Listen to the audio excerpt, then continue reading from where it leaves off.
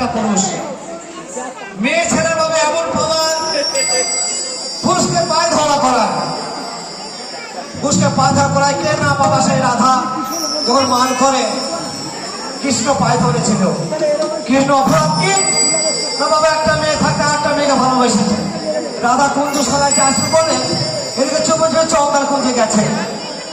তাই বেটা ছেলে বাবা সত্যি খারাপ আর মেয়েরা ভালো। পিড়িতেরে চাতরে বিচার করতে গেলে, পিড়িতেরে চাতরে বিচার করতে গেলে ও শেষে দেবে না ছাড়ে, ও শেষে দেবে না ছাড়ে বলে মানে